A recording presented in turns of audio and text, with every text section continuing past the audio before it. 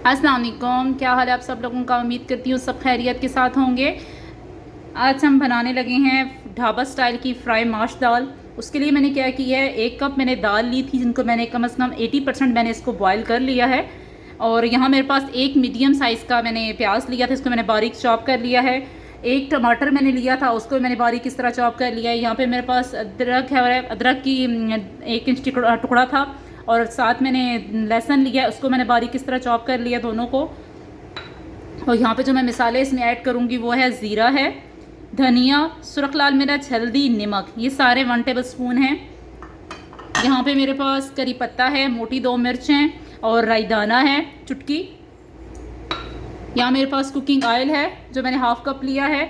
और इसके अलावा यहाँ पे मेरे पास अदरक मैंने इस तरह चॉप की हुई है और सब्ज़ मिर्च है और 2 मिर्च मैंने दरमियान से उसको टक लगाया हुआ है। और यहाँ मेरे पास सब्ज़ धनिया है। तो आए चलते हैं, बनाना स्टार्ट करते हैं। पानी इसका खुश तकरीबन हो गया तो हम लोग क्या करेंगे, 1 कप मेरे पास हाफ़ कप ऑयल था वो इसके अंदर ऐड कर देंगे।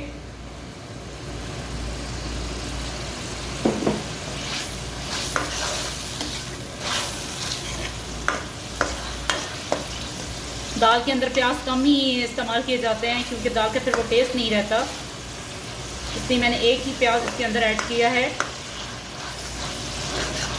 हम इसको हल्का हल्का गुलाबी करेंगे प्याज को और उसके बाद अपना अगला इंग्रेडिएंट इसके अंदर ऐड करेंगे। प्लीज़ हमारे चैनल को लाइक कर दीजिए और कमेंट करके मुझे बताया करें कि आपको मेरी रेसिपी कैसी लग रही हैं।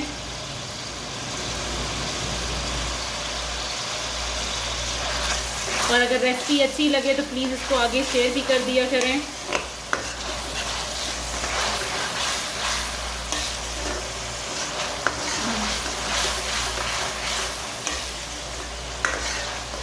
और मुझे कमेंट करके बताया करें, कहा करें कि आपको कौन सी रेसिपी अच्छी लगती है, मैं वो ट्राई करूं।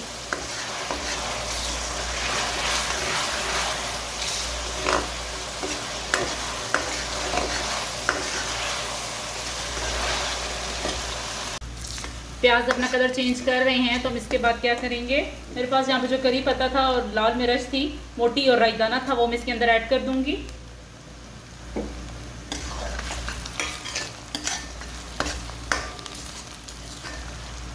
अदरक और लहसुन जो मेरे पास है वो मैं इसके अंदर ऐड करूंगी।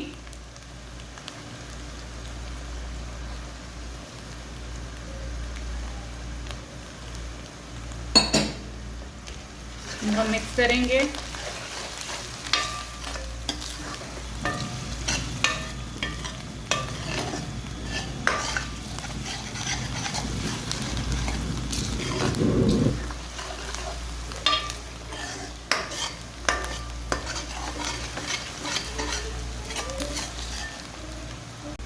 अदरक लहसुन की खुशबू आना स्टार्ट हो गई है तो अब इस पॉइंट पे मैं क्या करूँगी, जो मसाले थे मेरे पास, ज़ीरा, नमक, मिर्च, हल्दी और धनिया, ये सब चीज़ें इसके अंदर ऐड कर देंगे हम लोग।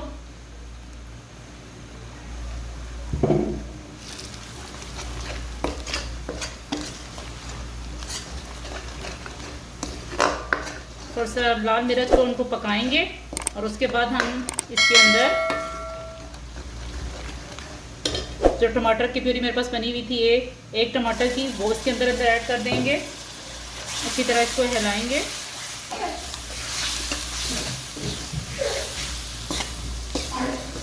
अब क्या करेंगे, इसको हम लोग 2 से 3 मिनट के लिए स्लो आंच पे रख देंगे ताकि टमाटर का पानी भी खुश्क हो जाए और प्याज जो मैंने इसके अंदर ऐड किए थे, प्याज टमाटर, वो भी थोड़े से सौते हो जाए। 2 से 3 मिनट हो चुके हैं, पानी इसका तकरीबन खुश्क हो चुका है, ऑयल आ चुका है। तो अब इस पॉइंट में हम लोग क्या करेंगे, जो माश की दाल हमारे पास 80% कुक हो चुकी थी वो उसके अंदर हम ऐड कर देंगे।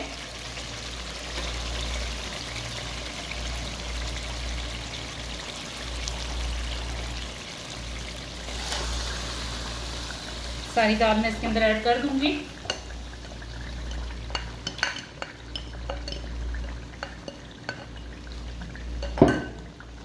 इसको अच्छी तरीके से मिक्स करेंगे। 2 से 3 मिनट हम इसको अच्छी तरीके से इसकी भुनाई करेंगे। फिर उसके बाद इसका चूल्हा स्लो कर देंगे ताकि जो मिसाले हमने इसके अंदर ऐड किए हैं वो इसके अंदर मिसाले शामिल हो जाएं, क्योंकि हमने दाल 80% कुक की थी, अभी 20% दाल मतलब हमारी गली भी नहीं है, तो इसी मिसाले में दाल गल जाएगी।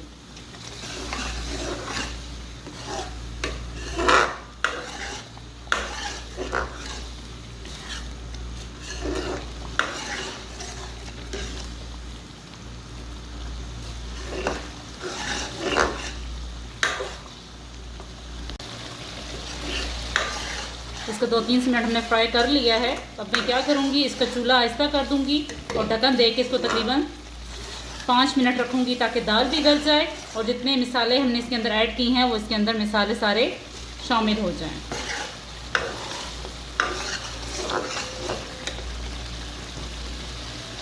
चूल्हा इसका स्लो कर देंगे हम लोग